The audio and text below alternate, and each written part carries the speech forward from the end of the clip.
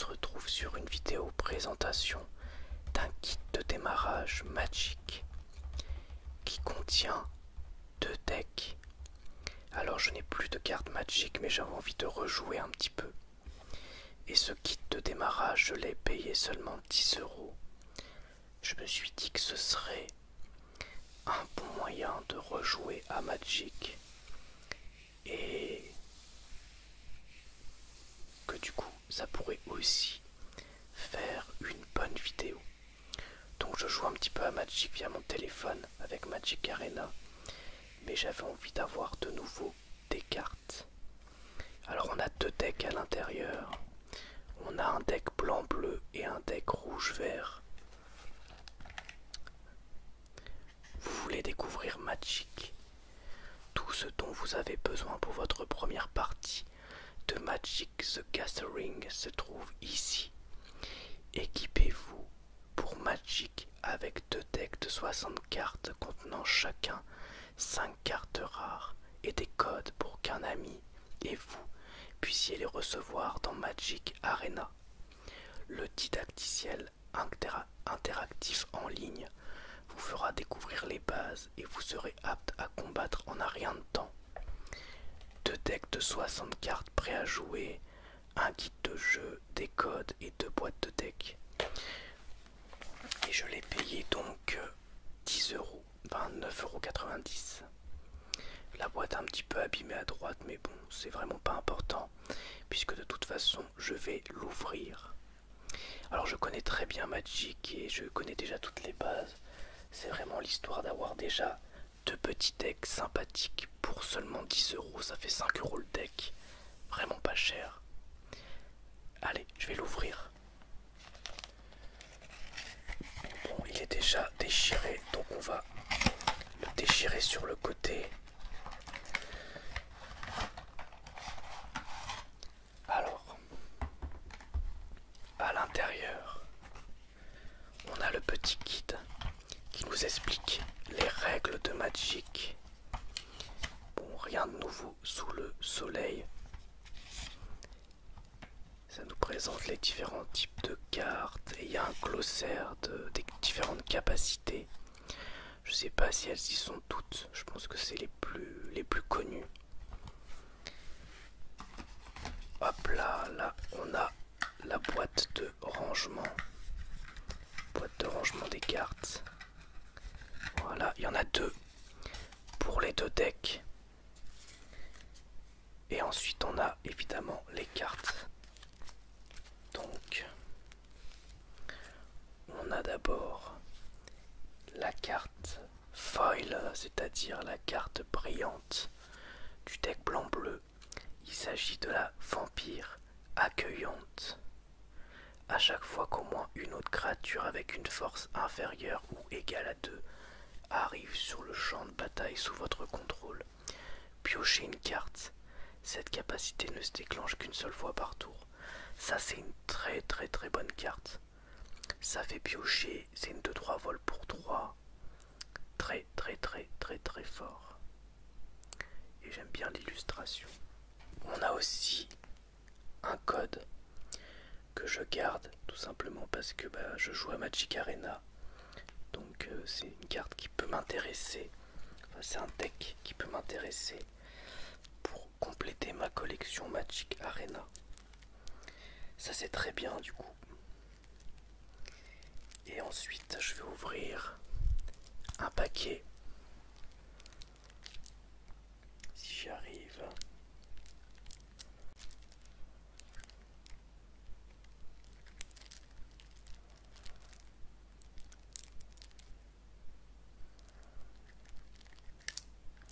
J'avais pas vu, il y a une ouverture un peu, ouverture facile.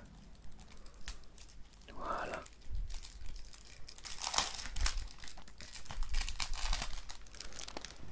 Hop. Donc, je vais pas tout vous lire, on va s'attarder pas sur toutes les cartes. Spécialiste en extraction, une 3-2 pour 3, lien de vie. Quand j'affiche des dégâts à l'autre joueur, je gagne des points de vie à l'autre joueur ou à d'autres créatures d'ailleurs. Quand elle arrive sur le champ de bataille, renvoyée sur le champ de bataille bataille, une carte de créature ciblée depuis cimetière, blablabla, très fort aussi, très sympa. Un Geist en chaîne rêve, une carte esprit 3-1 vol, et je peux soit engager une créature ou une créature ciblée ne se dégage pas au début de chaque étape de fin. L'horreur brise-coque, carte très forte aussi, très sympa. Je la vois jouer régulièrement dans Magic Arena. Ensuite on a une marée dévorante, un rituel assez cool. Les illustrations de Magic sont toujours magnifiques. Et ensuite on a les cartes rares, les cartes communes et peu communes.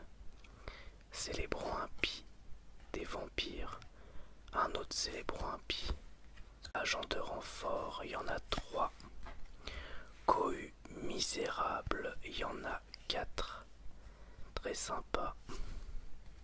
Brigadier inspirateur, une carte que j'aime beaucoup, qui est une créature avec le vol qui fait gagner un point de vie et permet de piocher une carte.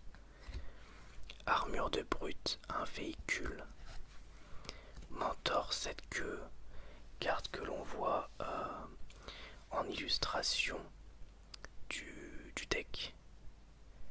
On peut mettre des marqueurs sur créature ou véhicule quand il arrive sur le champ de bataille ou quand il meurt. Très sympa. Esprit de chevaucheur de tempête, créature flash avec le vol. Et enjôleuse du Nebelgast, embuscade serpentine pour 2. Jusqu'à la fin du tour, une créature ciblée devient un grand serpent bleu avec une force et une endurance de base 5-5. C'est vraiment sympa. Ça peut sauver une créature, ça peut permettre d'infliger de plus lourds dégâts, de tuer une créature, bref, très bien. Et tir mortel, détruisez une créature attaquante ciblée. Très bien aussi. Une autre armure de brute. Un espoir volatilisé, il y en a 2. Renvoyer une carte ciblée dans la main de son propriétaire. Et regard 1 ainsi, créature 1 avec un mana inférieur ou égal à 3. Très bien. Un classique qui est beaucoup joué aussi. Et évidemment les terrains avec une crique tranquille. Terrain blanc-bleu, il y en a 4. Des plaines. Sympa, ils les ont un peu... ils ont mis différentes illustrations. Et des îles. Très sympa. Ce premier deck, je le trouve très cool, ce premier deck. On va voir si l'autre est aussi bien. Logiquement, ils doivent être à peu près équilibrés, je suppose. Donc, déjà, on a la carte foil brillante. Pareil, je la vois jouer dans beaucoup de decks sur Arena. Le Raiju fulminant, une 3-3, célérité pour 4. Donc célérité, c'est que quand on la pose sur le terrain, on peut attaquer avec direct. Alors que les créatures qui n'ont pas la célérité ont le mal d'invocation, ça veut dire qu'elles peuvent attaquer que le tour suivant. Et en plus, à chaque fois qu'il attaque, on met des marqueurs sur une créature ciblée. Puis le Raiju fulminant affiche X blessures à chaque adversaire, X étant le nombre de créatures modifiées que vous contrôlez, autre que le Raiju fulminant. Créatures modifiées étant des créatures qui ont des équipements ou des enchantements sur eux. Très bonne carte. Je sais pas si elle a de la valeur, mais je crois que la carte qui a le plus de valeur dans le deck, c'est la vampire accueillante. Mais enfin c'était le cas avant, maintenant je pense qu'elles ont plus beaucoup de valeur vu qu'elles sont dans le deck. Un chef de meute ascendant, une très bonne carte pour un seul de mana. Marionnettiste sinistre. Piétineur taupière.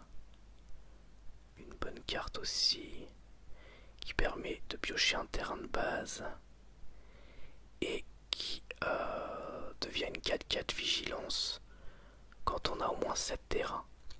Aurore glorieuse, enchantement très sympa, qui permet de booster ses créatures ou ajouter du mana, piocher une carte ou gagner 3 points de vie à chaque tour.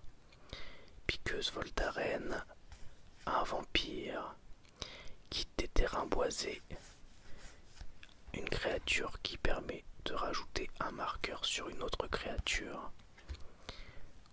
Encore du loup avec le coureur de Lambolt, il y en a 3. Sieur à tout faire de gratte-ciel, un elfe de 3 portées, ça veut dire qu'il peut bloquer les créatures avec le vol. À chaque fois qu'il en bloque, d'ailleurs, il gagne plus de +0. Donc ça devient 4-3 quand il bloque des créatures avec le vol. Très sympa. Rampeur à sport. Quand le rampeur à sport meurt, piochez une carte.